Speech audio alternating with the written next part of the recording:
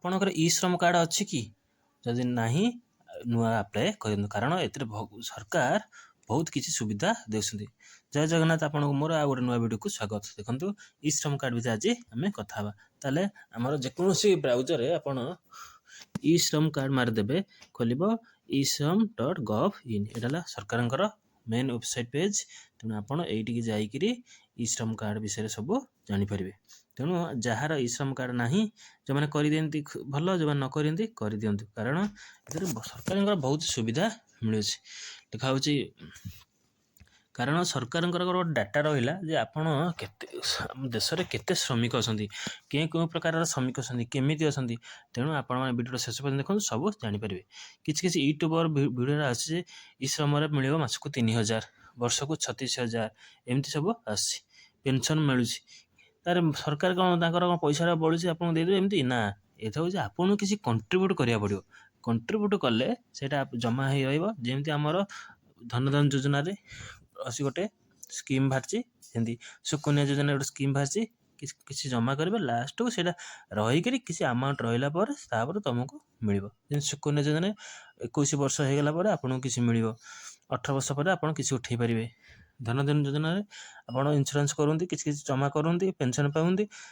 ଯେତେବେଳେ ଆପଣଙ୍କୁ 60 ବର୍ଷ କି 55 ବର୍ଷ ହେଇଯିବ, ଆପଣଙ୍କୁ ମିଳିବ ସେଇ ପଇସାରୁ ଆପଣଙ୍କୁ କିଛି କିସ୍ତି ଅନୁସାରେ ମିଳିବ। ମାସକୁ 3,000, 2,000, 2,500 ଏମିତି ମିଳିବ। ଠିକ୍ ସେହିପରି ଇ ଶ୍ରମ କାର୍ଡ଼ ବି ଗୋଟେ ସେମିତି। ଆପଣଙ୍କୁ କିଛି କଣ୍ଟ୍ରିବ୍ୟୁସନ୍ କରିବାକୁ ପଡ଼ିବ। କଲେ କ'ଣ ହେବ ନା, ଆପଣଙ୍କୁ ଆକାଉଣ୍ଟରେ କିଛି ରହିଲା ମନ୍ଥଲି, କି ଆପଣ ଯେତିକି ଜମା କଲେ ରହିଲା, ଶେଷରେ ସରକାର ସେ ପଇସାକୁ କୌଣସି ରଖେଇକିରି ସୁଧ ବଢ଼େଇକି ରଖିବେ। ଯେତେବେଳେ ଆପଣଙ୍କୁ ଗୋଟେ ବୟସ 60, 50, 55 ହେଇଯିବ, ସେତେବେଳେ ଆପଣଙ୍କୁ ସେ ପଇସାଟା ପେନସନ୍ ଆକାରରେ ଦେବ। ତେଣୁ ଏଇ ଗୋଟିକ ସୁବିଧାଟା ମିଳୁଛି। କାରଣ ଆପଣ ଏଇନେ ଶ୍ରମିକ ଅଛନ୍ତି, କାମ କରନ୍ତି, ବଳ ଅଛି, କାମ କରିସାରିଛନ୍ତି। ଯେତେବେଳେ ବୟସ ହେଇଯିବ, ବଳ କମିଯିବ, ସେତେବେଳେ ଆଉ କାମ କରିପାରିବେନି, ଆଉ ଏମିତି କ'ଣ ଅଧିକ ପରିଶ୍ରମ କରିପାରିବେନି। ତେଣୁ ସେତେବେଳେ ସରକାରଙ୍କ ଗୋଟେ ଭଲ ସୁବିଧା ଯେ ଆପଣଙ୍କୁ ଏବେଠୁ ଆପଣ ଅଧିକ ଇନକମ୍ କରନ୍ତି, ପଇସା ଅଯଥାରେ ଖର୍ଚ୍ଚ କରିଦିଅନ୍ତି। ତେଣୁ କିଛି ଜମା କରି ରଖନ୍ତୁ, ଯାହାଫଳରେ ଆପଣଙ୍କୁ ଏଇଟା ଯେତେବେଳେ ଆପଣ ବୟସ ହେଇଯିବେ, ବୃଦ୍ଧ ବୟସରେ ଆପଣଙ୍କୁ ଆଉ କାମକୁ ଯାଇପାରିବେନି, ସେତେବେଳେ ସେଇ ପଇସାରେ ଆପଣଙ୍କୁ କ'ଣ ସେ କିଛି ତାଙ୍କର ଆଡ଼୍ କରିକିରି ଆପଣଙ୍କୁ ପେନସନ୍ ଆକାରରେ ଦେବେ। ତେଣୁ ଏଇଟା ହେଉଛି ଗୋଟେ ସୁବିଧା। ତେଣୁ ଆପଣମାନେ ଭାବନ୍ତି, ଆରେ କ'ଣ ଲେଖୁଛି ୟୁଟ୍ୟୁବରେ ଏତିକି ପଇସା ହେଉଛି, ସିଏ କ'ଣ ଏତିକି ହେଉଛି, ଏଇଟା କ'ଣ ନ୍ୟୁଜ୍ରେ ଆସିଛି? କିଛି ନ୍ୟୁଜ୍ରେ ଆସିନି। ସବୁ ୟୁଟ୍ୟୁବ୍ ମାନେ ଖାଲି ମିଛ କଥା କହନ୍ତି। ପ୍ରଥମ କିଛି କହୁନାହାନ୍ତି, ଲାଷ୍ଟ କହନ୍ତି ନା ଆପଣଙ୍କୁ କିଛି କଣ୍ଟ୍ରିବ୍ୟୁସନ୍ କରିବାକୁ ପଡ଼ିବ, ତାପରେ ସେ ରହିଲା ପରେ ଆପଣଙ୍କୁ ମିଳିବ। ଏଇଟା କେହି ପ୍ରଥମରେ କହନ୍ତି, ସବୁ ଭିଡ଼ିଓ ଲାଷ୍ଟରେ କହନ୍ତି। ତେଣୁ ଶୁଣନ୍ତୁ, ଏଥିରେ ପଇସା ସରକାର କିଛି ଦେଉନାହାନ୍ତି। କ'ଣ ନା, ଆପଣ କିଛି କଣ୍ଟ୍ରିବ୍ୟୁସନ୍ କରିବେ, କଲା ପରେ ସିଏ ଯେଉଁ ପଇସାଟା ରହିବ ସରକାରଙ୍କ ପାଖରେ, ସରକାର ସେ ପଇସା ନେଇ କେଉଁଠି ଇନଭେଷ୍ଟ କରିବେ, ସେ ଯେଉଁ ସୁଧ ପାଇବେ ଆପଣଙ୍କୁ କିଛି ସୁଧ ଦେବେ। ସେଇ ପଇସାଟା ହେଲା ପରେ, କିଛି ହେଲା ପରେ ଆପଣଙ୍କୁ ପ୍ରତି ମନ୍ଥଲି, ଆପଣଙ୍କୁ ଯେତେବେଳେ ବୟସ ହେଇଯିବ, ବୃଦ୍ଧ ହେଇଯିବେ, 60 ବର୍ଷ ହେଇଯିବ, ସେତେବେଳେ ଆପଣଙ୍କୁ ସେଇ ପଇସା ପେନସନ୍ ଆକାରରେ ମିଳିବ। ଏଇଟା ହେଲା ସତ କଥା, ଫ୍ୟାକ୍ଟ, ଆକ୍ଚୁଆଲି ଫ୍ୟାକ୍ଟ। ତେଣୁ ଏଥିରେ କୌଣସି ନାହିଁ ନା ସରକାର ଦେଇଦେବେ 3,000 ଟଙ୍କା ମାସକୁ ଦେଇଦିଅନ୍ତି। ଇ ଶ୍ରମ କାର୍ଡ଼ ଯାହାର ଅଛି ତାକୁ ମିଳିଯାଉଛି ପଇସା। କାହିଁ ଆମର ତ 3-4 ବର୍ଷ ହେଲାଣି, କେତେ ଗୋଟେ ଟଙ୍କାଟେ ମିଳିବାକୁ ନାହିଁ ରେ। ଏ ସବୁ ମିଛ କଥା କହନ୍ତି। ମୋ ବାପାଙ୍କର 3 ବର୍ଷ ହେଲା କରିସାରିଲାଣି, ଦେଖିଲା ବେଳକୁ ଗୋଟେ ଟଙ୍କାଟେ ମିଳୁନି। କାହିଁକି? ଆମେ ସେଥିରେ କିଛି କଣ୍ଟ୍ରିବ୍ୟୁସନ୍ କରିନୁ, କରିଲେ ସିନା ସେ ଦେବେ।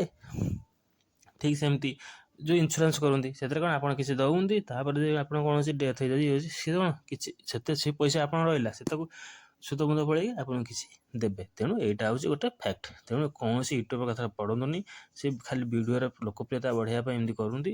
ଆପଣ କ'ଣ କରିବେ ନା, ଯଦି ଇ ଶ୍ରମ କାର୍ଡ଼ କିଛି କରିଛନ୍ତି, ଯଦି ଆପଣ ପେନସନ୍ ପାଇବାକୁ କି ତାହେଲେ କ'ଣ ମନ୍ଥଲି 250, 300, 500 ଏମିତି ଅଛି, ଆପଣ କେତେ ତାକୁ କରିପାରିବେ। ତେଣୁ ଏଇଟା ହେଉଛି ପ୍ରକୃତ କଥା। କୌଣସି ୟୁଟ୍ୟୁବ୍ କଥା ଆପଣ ଭାସି ଯାଆନ୍ତୁ ନାହିଁ ଯେ ଏଇ 3,000 ଟଙ୍କା ମାସକୁ ମିଳୁଛି ରେ, ଇଏ କରୁଛି ରେ, ସିଏ କରୁଛି। କାହିଁ ଆଯାଏ ଗୋଟେ ଟଙ୍କା ତ ମୁଁ ମିଳେ କାହାକୁ ଦେଖିନି। ମୋ ନିଜର କାର୍ଡ଼ ଅଛି, 2 ବର୍ଷ ହେଲାଣି, କାହିଁ ଗୋଟେ ଟଙ୍କାଟେ ମିଳୁନି। କାରଣ ସେଥିରେ ଗୋଟେ ଅପସନ୍ ଅଛି, ଆପଣ ସେଟାକୁ ଆକ୍ଟିଭ୍ କରିବେ ଯେ ମୁଁ ଏତିକି ମନ୍ଥଲି ଦେବି, କଣ୍ଟ୍ରିବ୍ୟୁସନ୍ କରିବି। କଲା ପରେ ସେ ରହି ଆପଣ ଜମା କରିକି ଯାଉଥିବେ ପ୍ରତି ମନ୍ଥଲି। ସେ ଯେତେବେଳେ 60 ବର୍ଷ ହେଇଯିବ, ସେତେବେଳେ ସେ ଆପଣ ଆଉ ଦେବେନି, 10-15 ବର୍ଷ ଦେଲା ପରେ ରହିଯିବ, ସେ ପଇସାଟା ଆପଣଙ୍କୁ ପେନସନ୍ ଆକାରରେ ଆସିବ। ସେତେବେଳେ ଆପଣଙ୍କୁ ସେଇଟା ମିଳିବ। ତେଣୁ ଆପଣ ଭାବନ୍ତି, ଆରେ ମୁଁ ଇ ଶ୍ରମ କାର୍ଡ଼ କରିଦେଲେ ମୋତେ ମିଳିଗଲା ରେ ପଇସା, ସରକାର ପଇସାଟା ବଳୁଛି, ଆପଣଙ୍କୁ ବାଣ୍ଟି ଦେବ ଆଣିକି। ତେଣୁ ଏଇଟା ମିଛ କଥା। ତେଣୁ କୌଣସି ୟୁଟ୍ୟୁବର କଥା ପଡ଼ନ୍ତୁ ନାହିଁ। ଇ ଶ୍ରମ କାର୍ଡ଼ ଗୋଟେ ଭଲ ସୁବିଧା, ଯେମିତି ଆଧାର କାର୍ଡ଼ ଗୋଟେ ସୁବିଧା।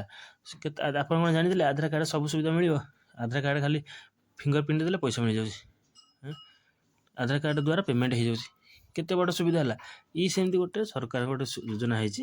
ଇ ଶ୍ରମ ଦ୍ୱାରା ସରକାରଙ୍କ ସମସ୍ତ ଶ୍ରମିକମାନଙ୍କର ଡାଟା ରହିବ। କିଏ କେଉଁ କାମ କରୁଛି, କେଉଁ କାମ କରୁଛି, କିଏ ଲେବର କରୁଛି, କିଏ ବାର୍ବର କରୁଛି, କି କିରାନୀ କାମ କରୁଛି, ସବୁ ବିଭିନ୍ନ ପ୍ରକାର ଡାଟା ସରକାରଙ୍କ ପାଖରେ ରହିବ। ସିଏ ରହିଲା ପରେ ସେ ଆପଣଙ୍କୁ ହେଇପାରେ କିଛି ବର୍ଷ ପରେ ସେଇଟା କିଛି ବଡ଼ ହ୍ୟୁଜ୍, ଯେମିତି ଆଧାର କାର୍ଡ଼ଟା କିଛି ବର୍ଷ ପରେ ହ୍ୟୁଜ୍ କାମ ଦେଲା, ପେମେଣ୍ଟରେ କାମ ଦେଉଛି, ସମସ୍ତ ପ୍ରକାର କାମ ଦେଉଛି, ଆଧାର ନିହାତି ହେଉଛି। ଠିକ୍ ସେମିତି ଇ ଶ୍ରମ କାର୍ଡ଼ଟା ଆପଣଙ୍କର ଭଲ ଉପକାର ଲାଗିପାରିବ। ତେଣୁ ଏବେଠୁ କରି ରଖିନ୍ତି ଭଲ, ଯିଏ ନ କରିନ୍ତି କରିଦିଅନ୍ତୁ।